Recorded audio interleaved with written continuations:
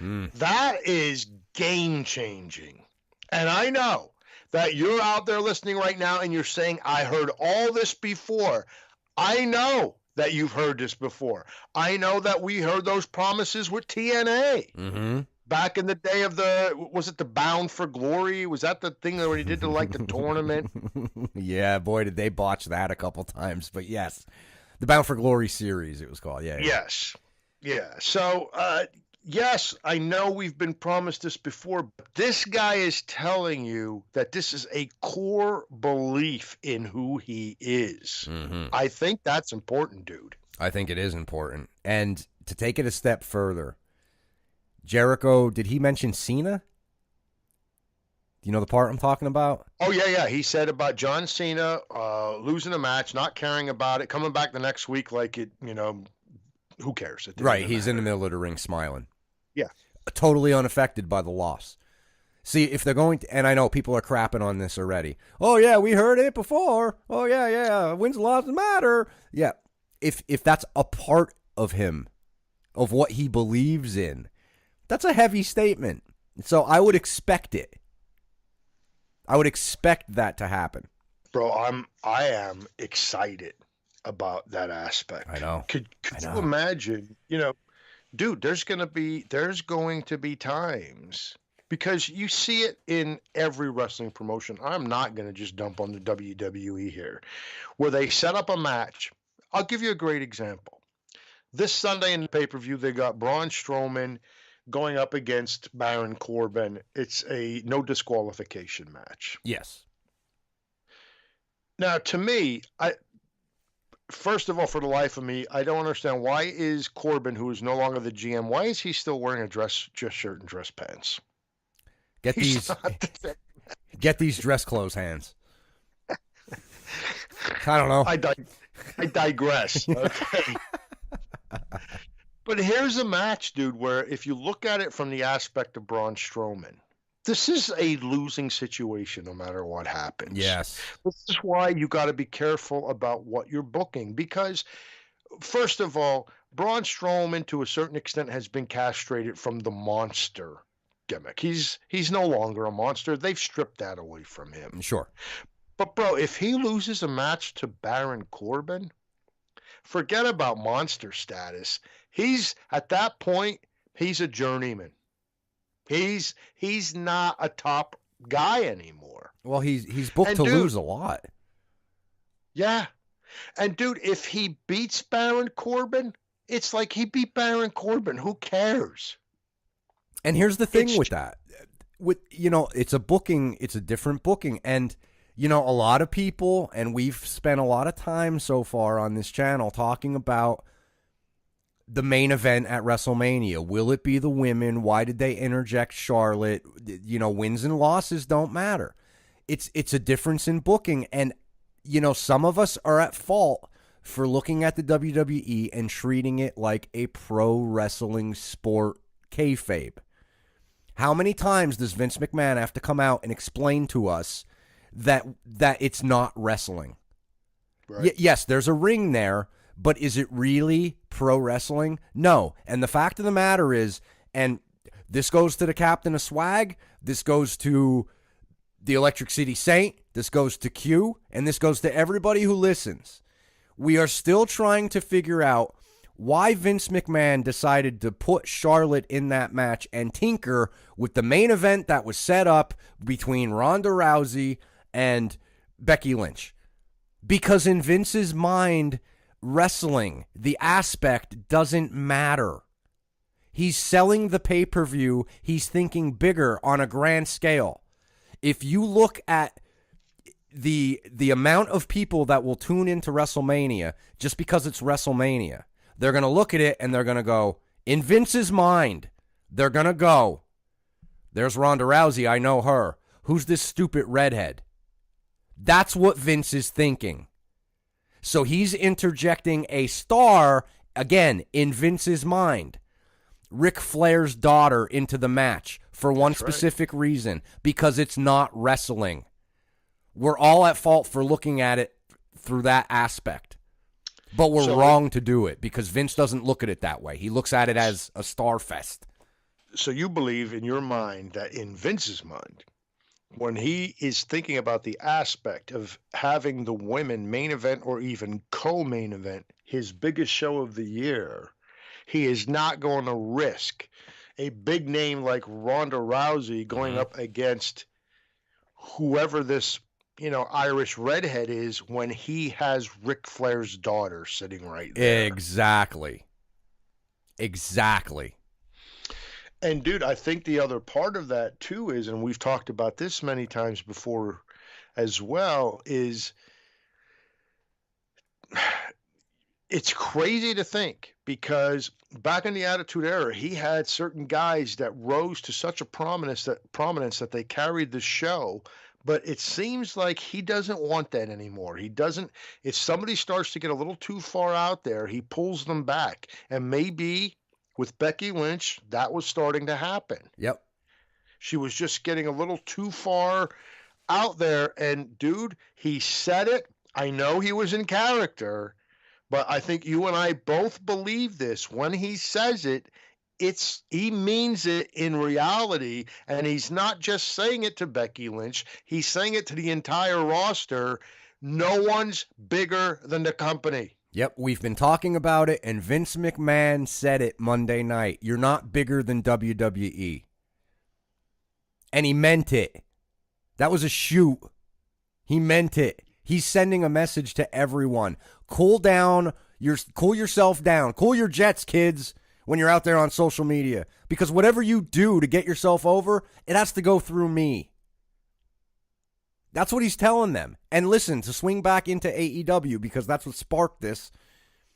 If you see a guy like Dave Bautista or The Undertaker get signed, and they're losing matches, but they're in every main event championship match, we will hold them accountable. Because we are being told right now that wins and losses will matter. That's the difference between being a sheep and not. Mm-hmm. Now, Hollywood Jericho said he made a statement about a great roster of all different levels. And he talked about that. Top guys, the mid-carders, if you will, veteran guys, younger, new talent. And I thought this was interesting. He said this. He said, we'll be able, with the different levels, we'll be able to teach and learn and play together to win. Bro, if they're going to go on live TV, I mean, yeah, they have some guys here who are talented guys and have some experience wrestling in different places. But we know that when you're on live TV, that's a little bit of a different monkey. Mm-hmm. Sure. So they are going to need those veterans like Cody Rhodes and Chris Jericho and the guys in the back that we're talking about, those production guys and those bookers. They're going to need that infrastructure to teach these young guys where they should be and what they should do for the live television program. That's another thing that I think is huge, that they have thought this out enough to know that, dude, they're not going into this blindly and think that they're going to set up a couple of cameras in a room and show a wrestling match. That's not where this company is. And if you're out there and you think that they are, you're wrong. They've already thought about all this. Yeah, that's the other thing too. I'm pretty sure people haters are pretty much thinking that, they're stealing money. The Bucks and Cody are stealing money from Tony Khan. I'm pretty sure right now they're probably talking and having conversations with a guy like MJF, explaining to him, okay, here's the hard cam. You don't know this, so you got to learn this. Here's where the hard cam's going to be. This is the way you have to face. What do you think they're doing right now? Nothing? They're stealing money? Come on. But I'd be willing to bet that Cody Rhodes is putting in twice as much time right now as he ever did when he was with the WWE. Oh, I'm sure he is. They turn their sights to the women's division. Yes. They mentioned that they had the goal that the women's division would have an athleticism and pace. And I thought this was interesting because Tony Khan said this, that would rival the WCW Cruiserweight division. Yes. He said the work rate is going to be off the charts. Now, for the younger people that are out there that don't know what the hell he's talking about, the WCW Cruiserweight division, the Juicy. athleticism, the pace, the work rate, can you give them a little bit of insight as to what is being said there? Well, when I think of WCW Cruiserweights, I think of Juicy Guerrera. This is what they used to do. And for a while, there was a time period where you would turn on WCW at 8 o'clock. And I loved, dude, I got to give Bishy credit here. I loved turning that on. They would intro the show, and out come the Cruiserweights. It was like clockwork. It wasn't Hogan on the mic. It wasn't the Authority in the ring on the mic. It started with the Cruiserweights. And it was a cool thing because it was different. So a wrestling show started with wrestling. Yes. And it wasn't, they weren't really heavy into the characters. Like they weren't feuding back and forth. It was like they purposely knew what the Cruiserweights were and they used them appropriately. So they would throw out, you know, your luchas, your Japanese guys, the masked guys. You know, it was a high spot way to kick off the show. Right. And it was fast.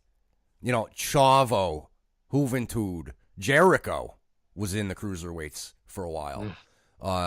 And that's when we all noticed him because they started giving him mic time here and there, or he would look at the camera and say something and it was like, okay, this guy's a little bit better than just a high spot guy, you know? But it was cool and it was all fast paced.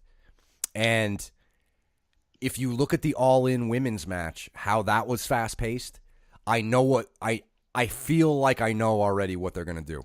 And it might be. They may do the same thing. Like, I could see their show opening up, kicking it right off with the women, high, fast-paced action to get you in, you know? Here's it almost like an exhibition match almost, you know? This is what it is. Here's the pace. Get ready because the show's starting, you know? Right. Yep. And I think it's a great idea. Get the crowd hot, if you Get them hot, yep. And they'll also have that opportunity, from the way it sounds, listening to Jericho talk about these OWE guys, because it sounds like those guys will be able to do the same thing if they're asked to kick off the show. Sure, yep. Now, they talked about the partnership, if you will, with AAA. And, bro, the more I hear about this partnership, now, you know, I'm into Lucha. I love the Lucha Underground show. So you love them. To me, they have a lot of talent that can be utilized here. Bro, this is going to be a real partnership. And if they used it kind of like the old territory system where they have a guy come in and he's in there for a year or whatever, and then he goes back to AAA full time and they bring another guy in, dude, this can keep that product fresh constantly. Sure. With guys moving in and out as opponents and you know, big name stars. And a lot of these guys have talents that are just unbelievable. And not the same thing. I'm not talking about all high spot people. A lot of people, when they hear about AAA, they think it's all high spot people. Dude, Pentagon Jr. is not a high spot guy. There are a lot of guys in AAA that are not just spot monkeys. And if that's what you think you're going to get from AAA, I think you're wrong. Well, earlier you said in and out, and you were talking about AAA, so I immediately thought of Sexy Star. I don't know why. That's weird. But yeah, man, it's like the thing with partnerships is I love it because of that point. And you could, you know, it gives you that impression that a star is coming. You know, now we all know who they are. It's different than the territory system because back then it was like we didn't have access to what was going on in the Mid-South. You know, so when we saw that guy come up, it was like, oh, who's it? Oh, cool. I like this guy, you know, and then he disappeared and we wanted him back or we didn't want him back. You know, we said, get the hell out of here because we didn't like him. So I think they could do a lot with that. Prime example, Sammy Guevara. I haven't seen a match. He may come in and impress the hell out of me, and I might want more Sammy. Or I might hate him, and I might say, get this guy out of here and just give me Sexy Star. Or whatever. So I think that's going to be really good for them, for the partnership of that. Now, I only have a couple of more things myself, and then if you have something, I'd love to hear you bring it up. But yeah, I haven't said enough in this show so far. Tony Khan talked about the fact that he's already had to turn down some pretty big names. Yes. I wonder, you have to wonder. Now, Jericho made the statement that he's had all the old school brothers calling him, hey, you got a spot for me over there. And I'm sure he does. I'm sure that's not an exaggeration at all. Uh-huh. Dude, it does. It makes my head spin. Like, what guys has he actually turned down already? Yeah. And why?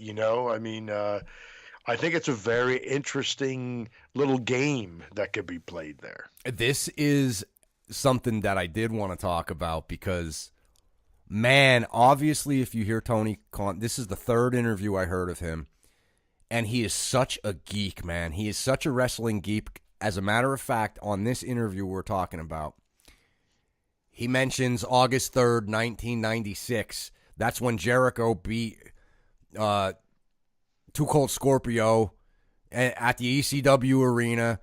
And Jericho's laughing at him like, why do you know that? But he knows it. Okay, right. So he's talking about big names. Jericho's talking about the old school brothers. How hard would it be? Everybody's giving Tony Khan crap about being a money mark. Okay? Can you imagine the people that are calling Jericho saying, do you have a spot for me? And then he goes to Tony Khan and says, hey, do you have a spot for Conan? Do you have a spot for Kevin Nash? Do you have a spot for the entire NWO? They all want in. I heard from Waltman. I heard from Hall. No, I'm speculating, okay? I'm just making this up as an example. But imagine you as the fan with the billions of dollars. How the hell do you say no to some of those names? The fan in you. Right. So for everybody giving Tony Khan crap about that, put yourself in that spot. Would you be able to turn down some of the names that are probably calling Chris Jericho? Businessman first. I think he's proving that. Yes. I would agree. I mean, dude, imagine. Could you imagine me and you, we hit the lottery, we start this company, right? And we get Jericho. And he comes to us and he's like, hey, Big Daddy Cool called. Do you want him? I mean, bro, we're both going to look at each other and just like laugh. No, we don't want him. How the hell would you say no to that? Seriously. Well, I think you have to again, his words, you have to be very discerning about where you're investing your money. And you have to have a vision of not just today, but also in the future. And bro, you have to learn from the mistakes that other people made. And look, WCW and ECW did some good things too. You can learn from their successes as well, but they also made mistakes. And you can learn from those. Mm-hmm. There's mistakes made all the time from every company you can think of, whether it be TNA Impact, ROH, and WWE itself. And I think if that guy is staying laser focused on the business part of it and he's being discerning, I don't think it would be that hard to say, you know what? Nah, I've seen that show before and I know it doesn't end well. Mm-hmm. Yes. We're not going to go in that direction. Mm-hmm.